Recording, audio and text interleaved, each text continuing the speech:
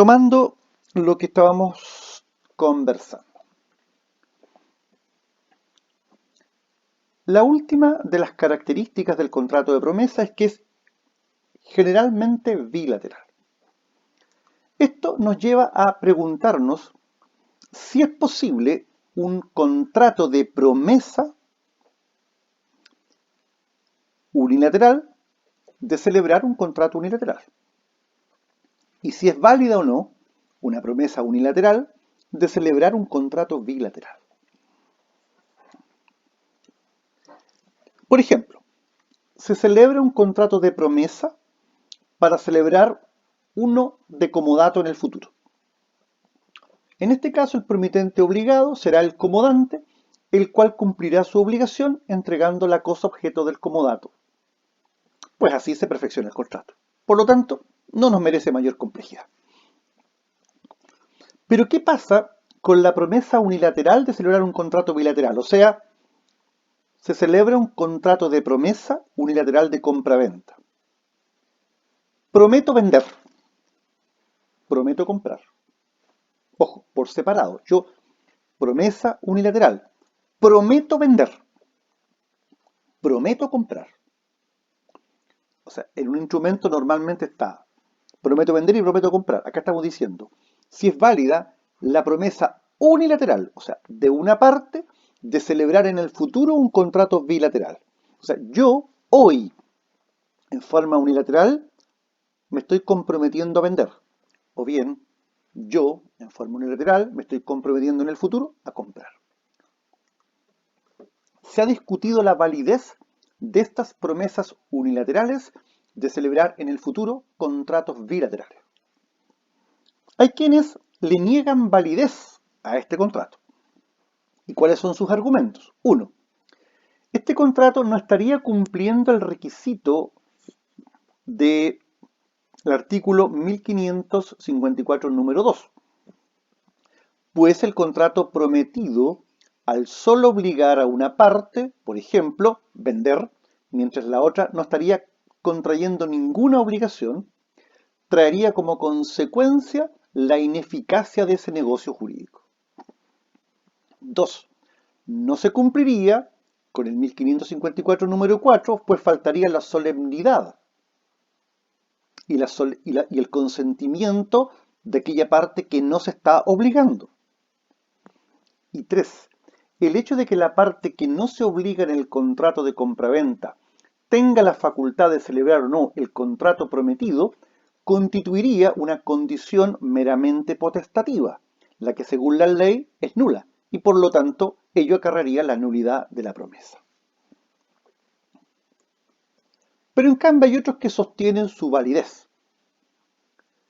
En cuanto al no cumplimiento del requisito legal, dicen ellos, mire, el contrato prometido es ineficaz cuando se celebra el contrato de promesa.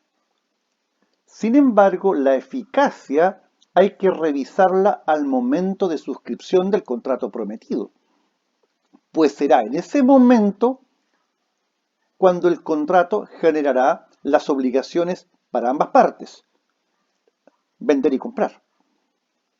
No tiene sentido analizar la eficacia del contrato al tiempo de celebrarse la promesa, porque ésta normalmente se celebra precisamente por la imposibilidad de celebrar el contrato prometido.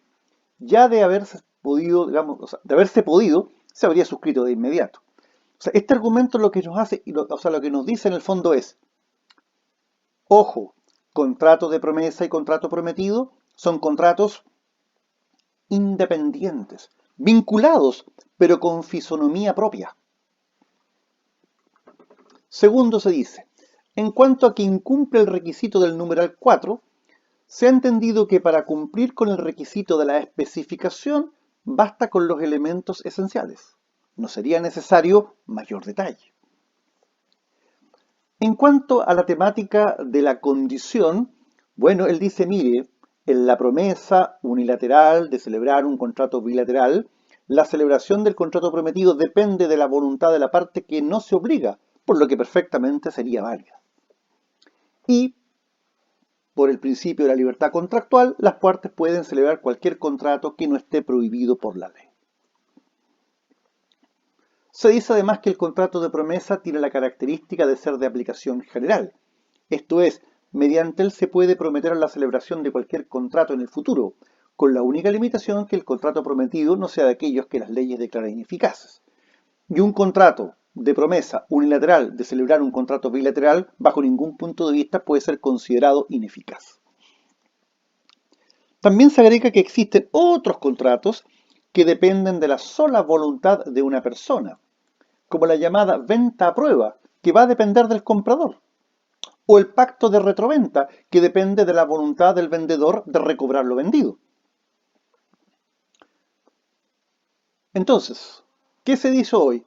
Oiga, mire, hoy día este es un tema ya zanjado porque el Código de Minería posibilita las promesas unilaterales de celebrar contratos bilaterales. Por lo tanto, hoy día se reconoce la validez jurídica a este tipo de contratos.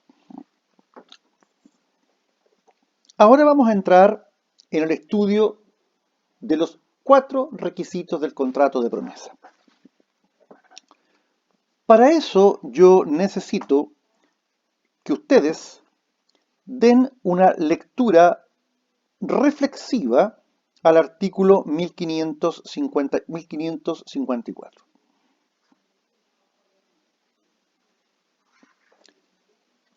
Cuando digo lectura reflexiva, estoy diciendo que ustedes analicen la norma no solamente visualizando lo que allí se dice, sino que también lo que allí no se dice. Y esto es importante por lo siguiente. A ver, el inciso primero del artículo 1554 sienta una regla que es muy importante. ¿Y qué nos dice? La promesa de celebrar un contrato no produce obligación alguna, salvo que concurran las circunstancias siguientes. Es decir, para el ordenamiento jurídico chileno, en principio, los contratos de promesa no tienen valor jurídico, salvo que se cumplan de modo copulativo los 4 requisitos allí señalados.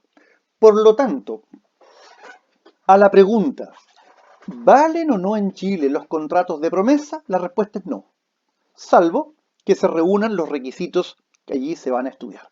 Por lo tanto, por eso les digo, hay que leer lo que se dice y deducir aquello que de alguna manera no se está diciendo de modo tan categórico. O sea, piensen ustedes, cuando estudiamos la compraventa está tratada en el Código Civil en los artículos 1793, repito, hasta el artículo 1896. Es decir, prácticamente 103 artículos. O sea, sobre 100 artículos. El arrendamiento está en el 1915 y el arrendamiento termina,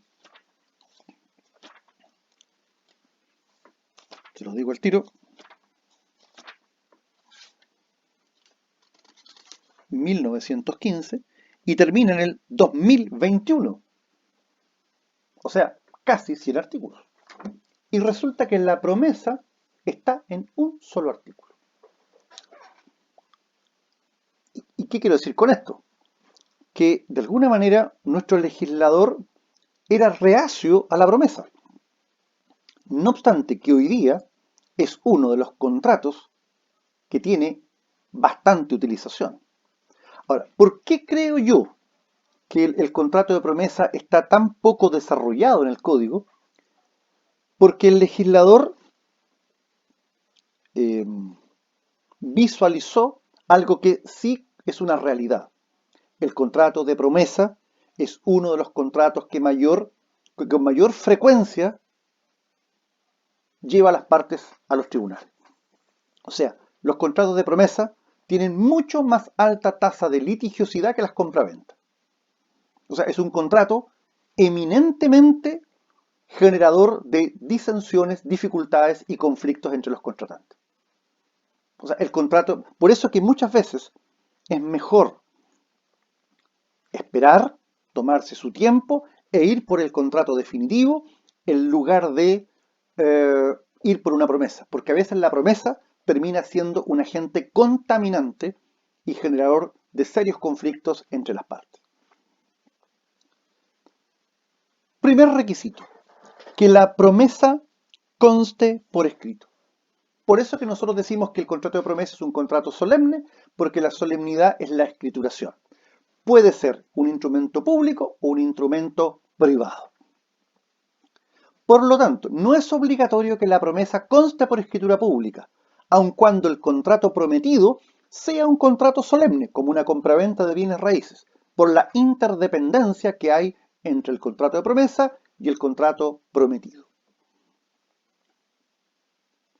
Por lo tanto, sea que el contrato prometido sea consensual o sea solemne, la promesa siempre es solemne. ¿Y cuál es la solemnidad? La escrituración. Por lo tanto, si mañana la promesa no consta por escrito, claramente ese contrato de promesa es nulo, porque ya sabemos que la única forma de probar los contratos solemnes es por medio de la solemnidad. No se admite otro medio de prueba. 1701 del Código Civil.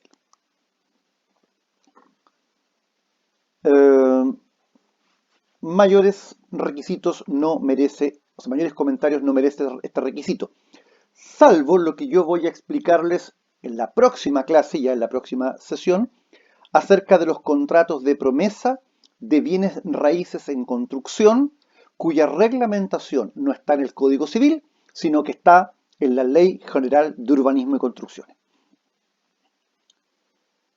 Cuando los ciudadanos,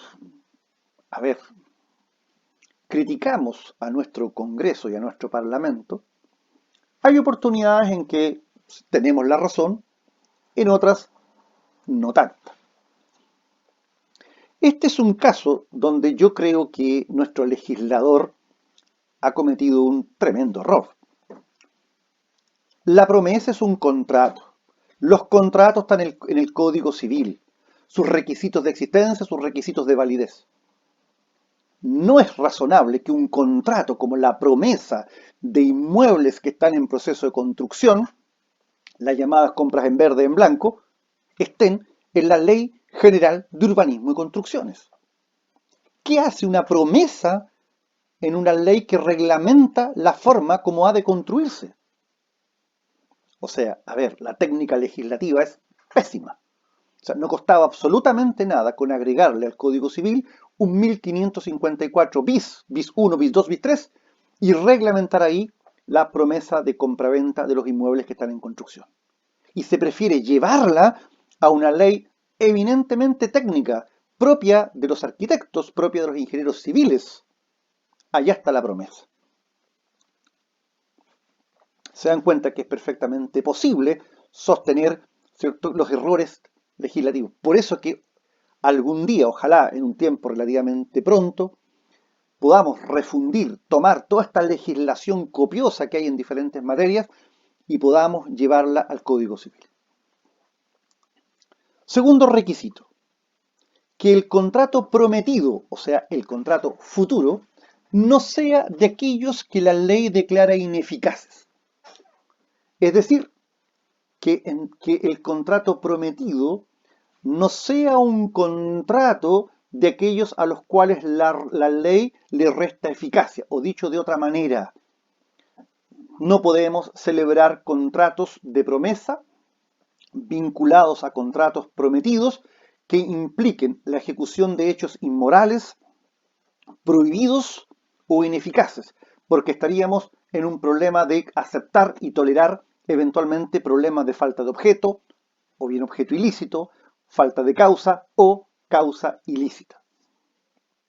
Por lo tanto, en síntesis, las partes no pueden pretender celebrar por medio de un contrato de promesa un contrato nulo. Un contrato nulo.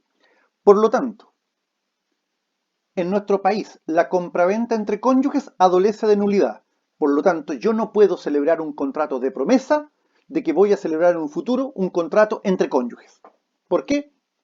Porque me está prohibido celebrar contratos de promesa respecto de contratos que la ley ha declarado ineficaz.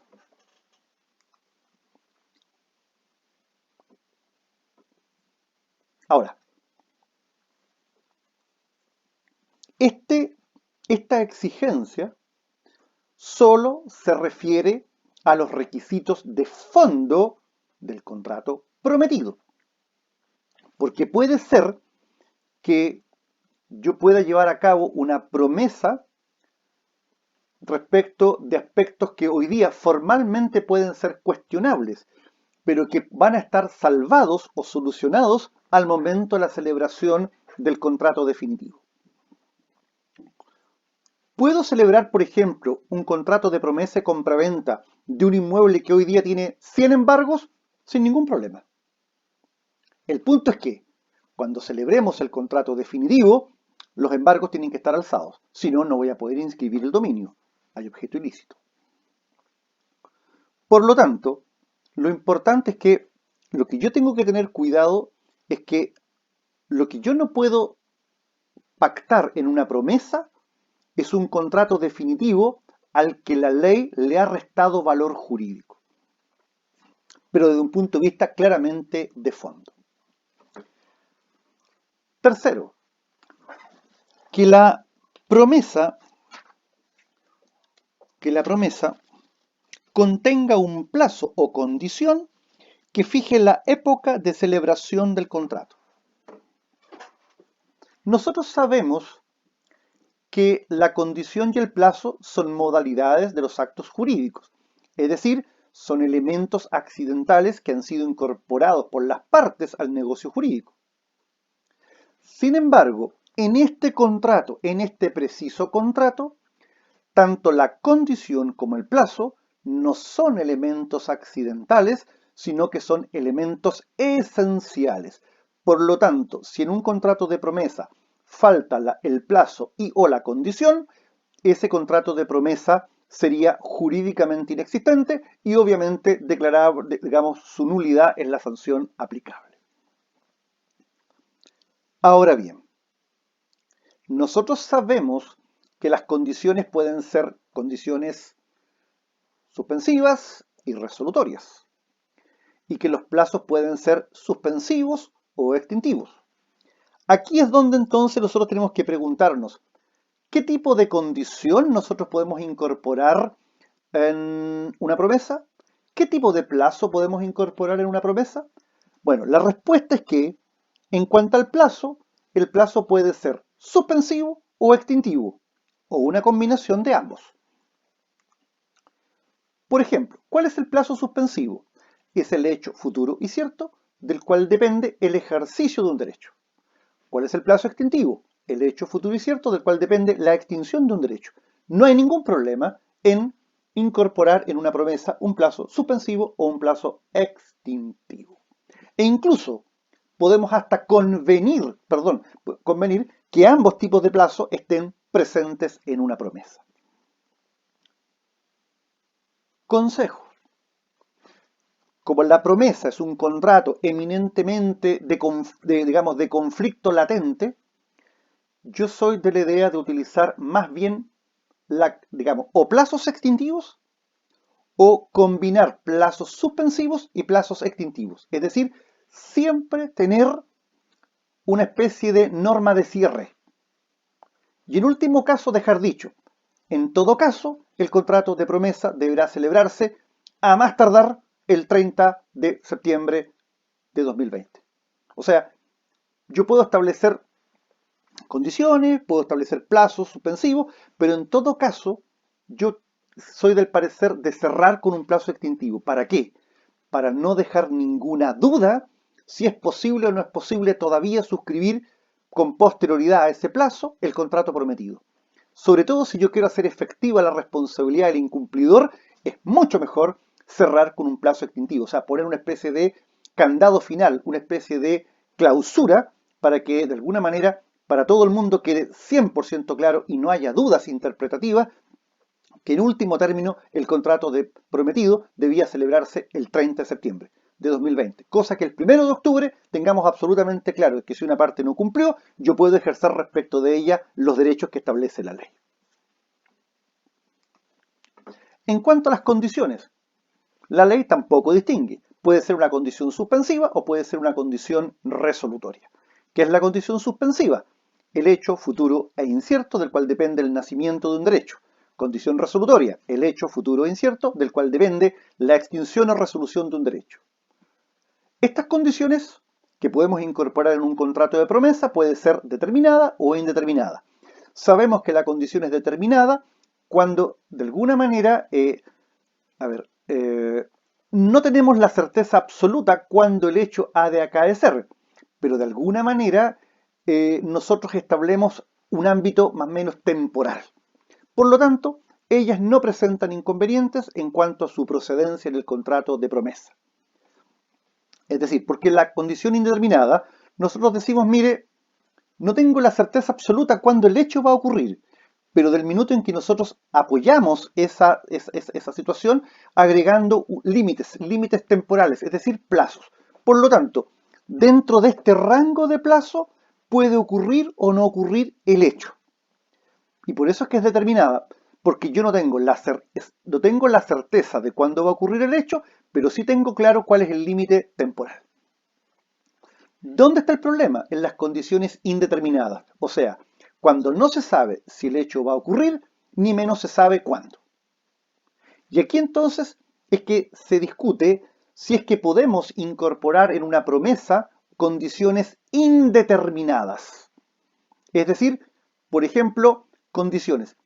A ver, prometo vender, ceder y transferir, y la otra persona promete comprar, adquirir para sí tal o cual propiedad, y establecemos que el contrato prometido se va a celebrar en la medida que, y ponemos una condición indeterminada. O sea, no sabemos si va a ocurrir o no va a ocurrir, ni menos sabemos si esa condición algún día podrá llegar a ocurrir.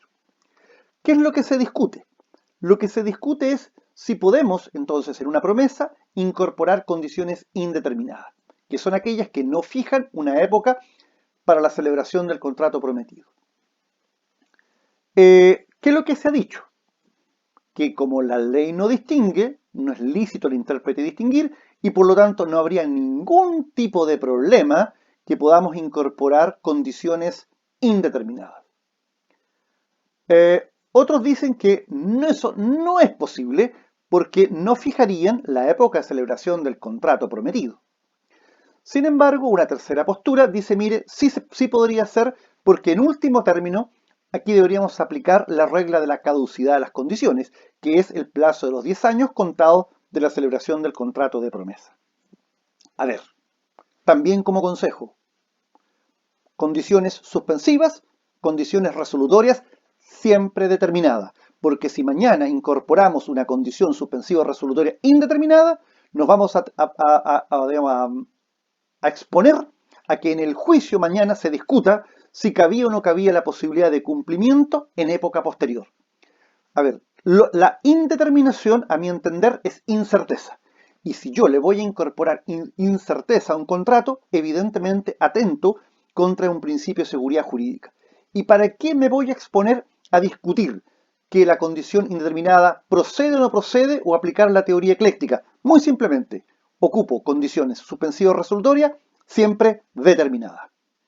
Por lo tanto, en este requisito, ¿cuál es mi consejo? Plazos suspensivos o extintivos, pero siempre con un plazo extintivo de clausura. Condiciones suspensivas o resolutorias siempre y cuando sean determinadas. Y el último de los requisitos del contrato de promesa es que en la promesa se especifique de tal manera el contrato prometido que solo falten para que sea perfecto la tradición de la cosa o las solemnidades a las que las leyes prescriben. En definitiva, aquí lo que se exige es que en el contrato de promesa especifiquemos el contrato prometido, de tal manera que solo falte para que sea perfecto la tradición o las solemnidades. ¿Qué es lo que aquí se ha discutido? ¿Qué significa para el contrato de promesa la especificación? Ese es el punto. ¿Cuál es el nivel de especificación? Porque, por ejemplo, les planteo lo siguiente, ya nos queda poco tiempo.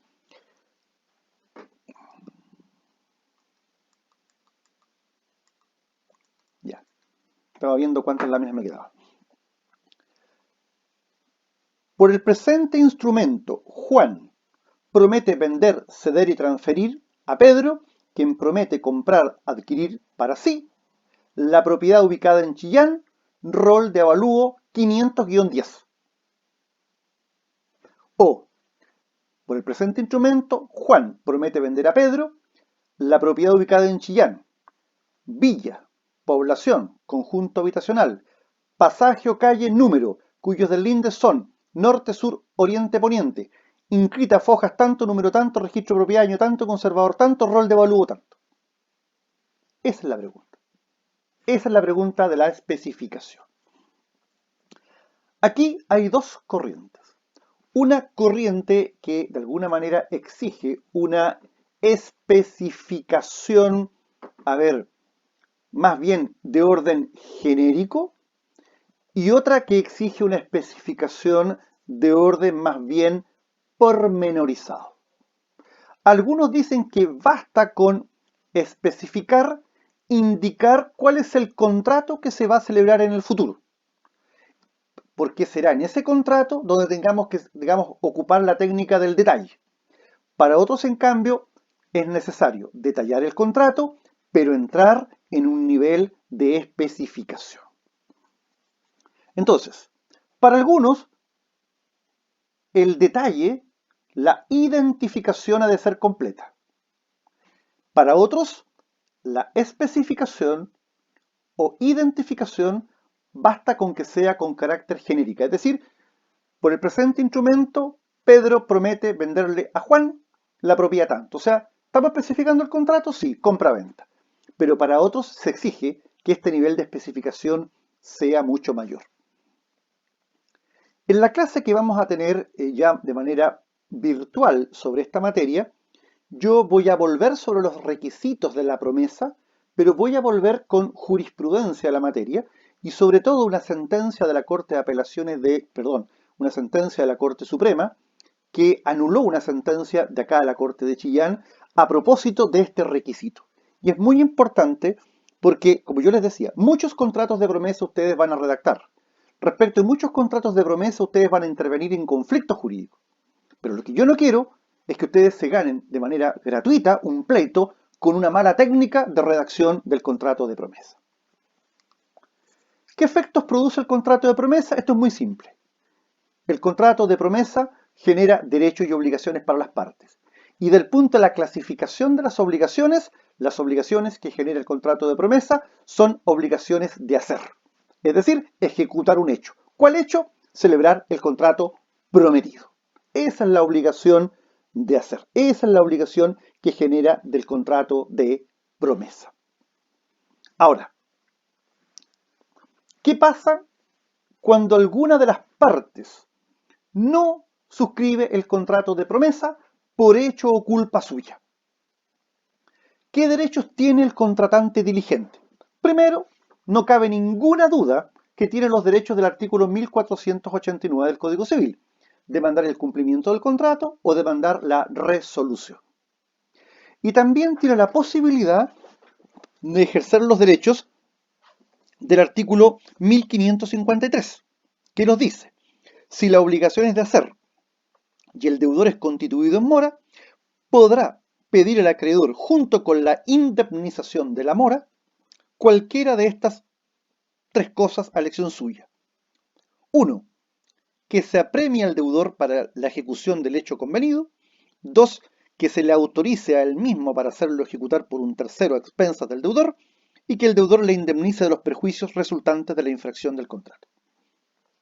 Sobre este punto, simplemente me voy a referir a que no es posible que el acreedor pueda exigir al juez la imposición al deudor de un apremio. ¿Por qué?